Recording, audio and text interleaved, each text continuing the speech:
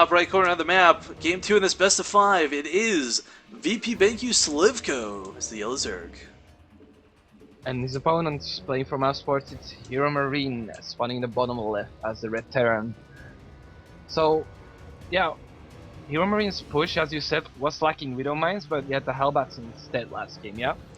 But the Infestor was a wrong choice, you feel?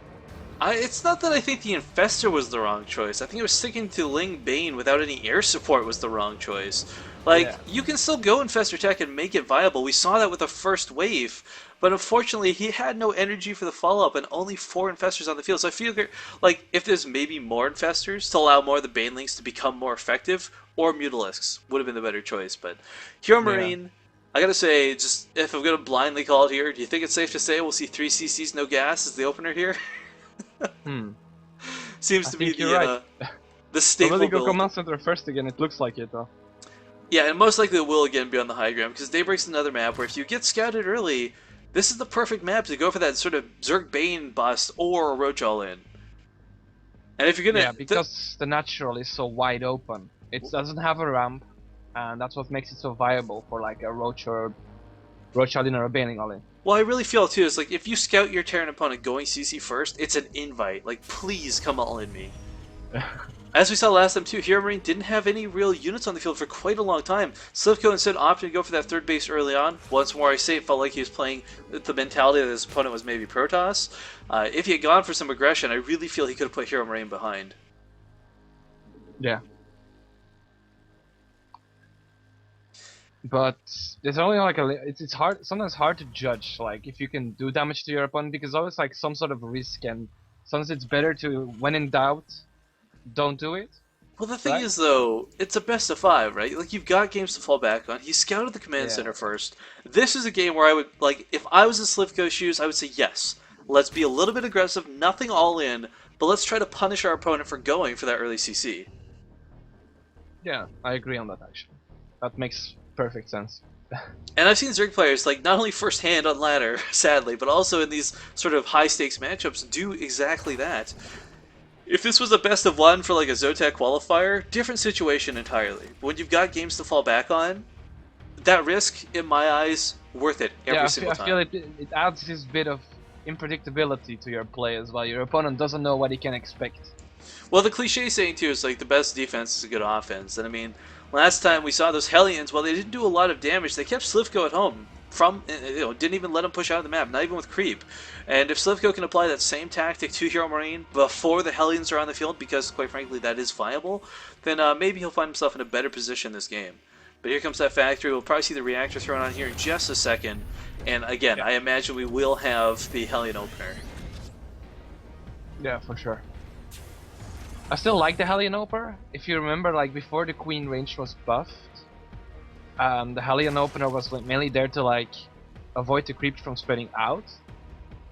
But do you feel it still like affects it until today, that the Hellions are still good enough to deny the creep tumors long enough? It's questionable. It depends more on the Zerg player going for 5 queens or not. Because sometimes you see them go for just 3, right? And that's fine. One set of Hellions will keep that creep at bay for a long time. But a lot of Zerg players now, you'll often see them with 5 queens on the map, 2 on each hatchery, and 3 dedicated to creep spreading.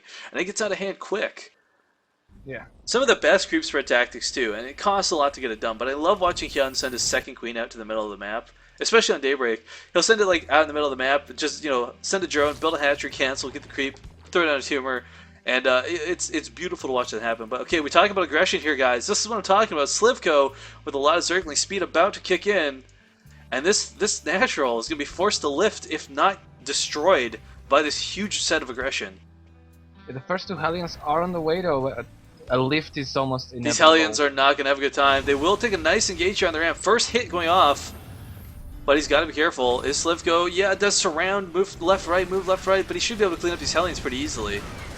Yeah, it was a nice try with the... I love this. SCV's repairing it. No, they're not... enough damage though. That wasn't even just hold position though. That was repairing the Hellions as well. Oh, nice. But yeah, just not enough. We'll get a bit of damage here on this command center. SCV being built, yeah, it needs to be cancelled so we can lift it. But this is great out of Slivko because he doesn't need to push forward. He's just denying mining, which is 100% worth it for the loss of a small pittance of Zerglings for those 2 Hellions, couple workers.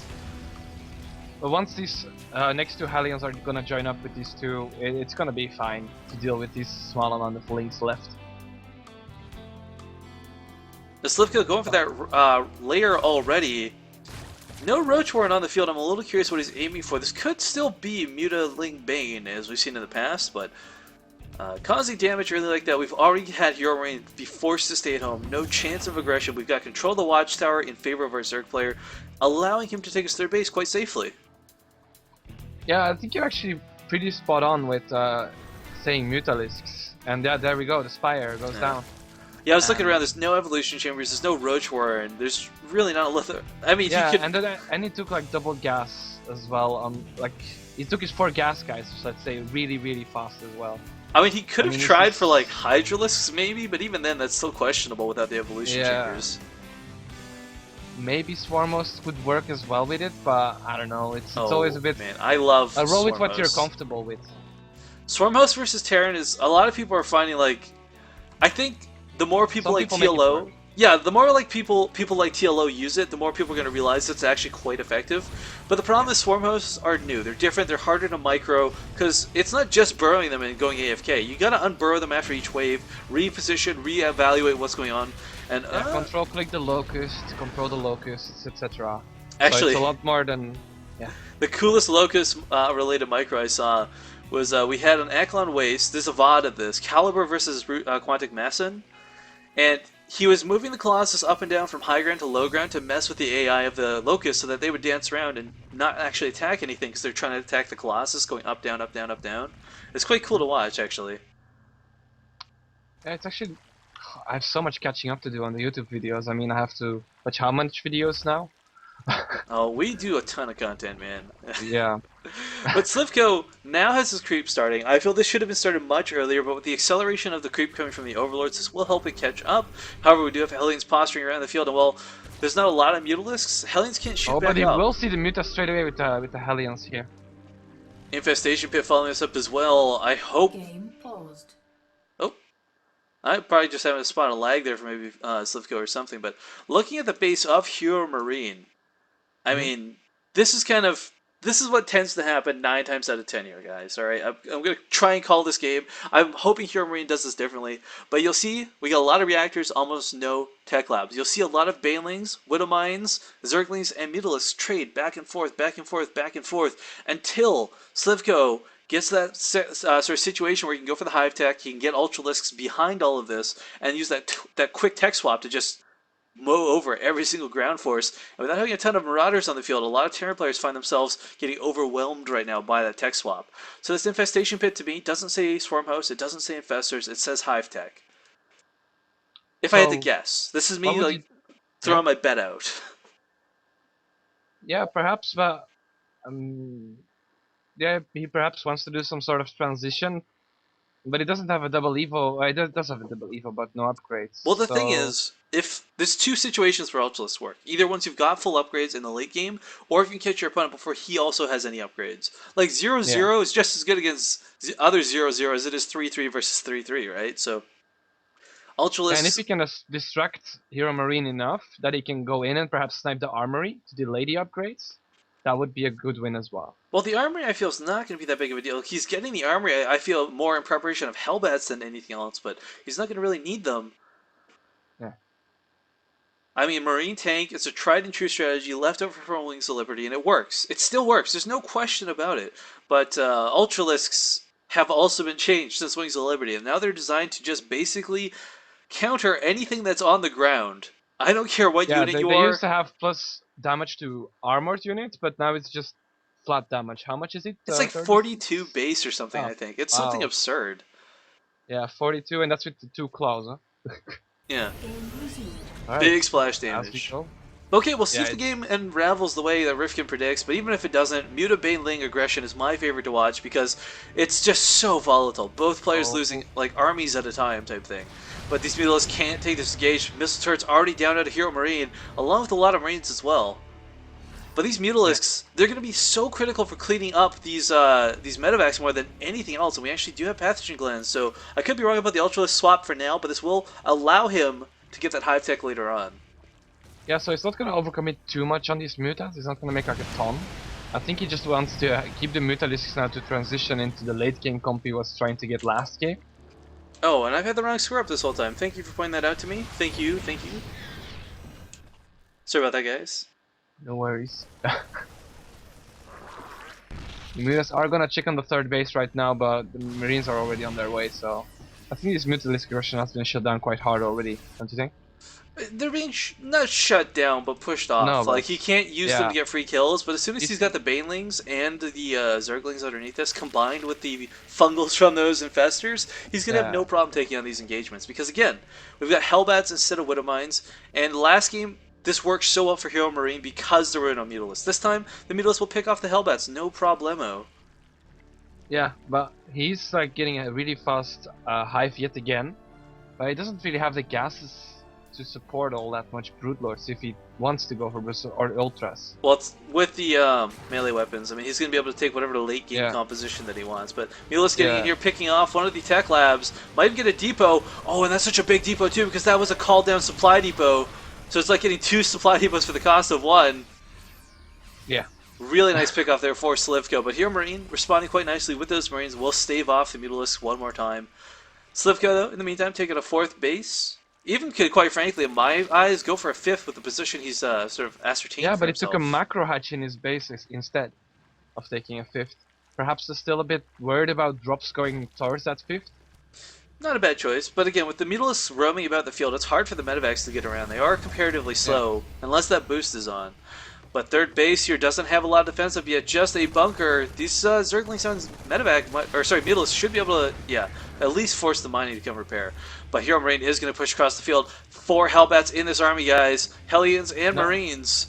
There's a hell of a lot of Banelings, but there's no speed done just yet. He's got to wait another, like, 5 seconds. Oh, it's going to be quite close. The Mutas are joining as well, but does he just have enough quantity in army?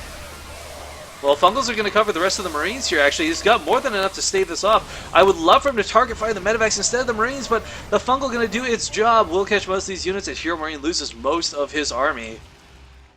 Yeah, well, oh, he's not going to chase the medevacs. Whoa! Rifkin 100% wrong here. We have Broodlord's going to be the choice, which I scratch my head at, because Broodlords have never been the best when it comes to dealing with Marine armies. No, but the Marine army isn't that big at the moment because of that trait.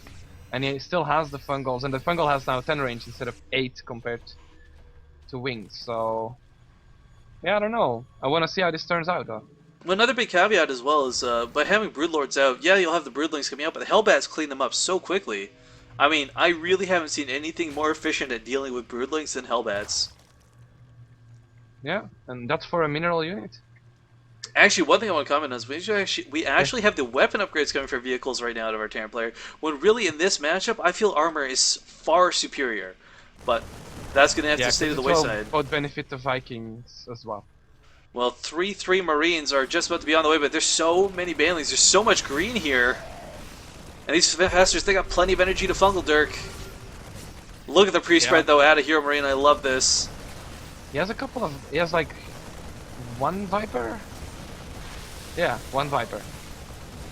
Alright, well, the Zergling's flooding in here, trying to get in. I think Slivko's just got to give up in the space or take a big engage. Hellbats are getting annihilated. But look at that spread out of HeRoMaRinE, so beautifully done. Fungling units in the back, Infested Terrans coming down, but I think HeRoMaRinE's got enough forces to clean this up. Mutalisks are going to go down as well, and Slivko finding himself in a nasty position. Very nasty. But here come 3 Broodlords. We'll have to see if it's enough. That's 1 Broodlord, and he has Marines right there to jump underneath it. Yeah, slow Broodlords, but he's got that position. He's got that position in the sky, though, where he can just kind of rain down for a little bit. Actually, I really like that choice of Fungal there on most of the Marines, allowing these Broodlings to connect. His army is in such a good position as well now against the Lings, but he lost his base. Try to swing around towards the 5th at the moment. Yeah, HeRoMaRinE losing. I mean, HeRoMaRinE. Slivko losing his base like that, though, a little unfortunate. But he has Broodlords on the field now. This has been revealed, and we see 4 Vikings at a time being produced out of our Terran player. Yeah. And if this third, I just make it cancelled. I feel Slivko sticking to these really old school unit compositions that they just don't work in Heart of the Swarm anymore. As we see here, the Hellbats are annihilating everything on the ground. The Marine forces are just here in number. And with Vikings and no Corruptors, I don't see how Slivko plans to keep these Broodlords alive. Yeah, we'll see. I mean, look at this. The Fungals are just holding everything in place, but still, there's very little getting connected. How Baneleys are rushing in. Splits as well.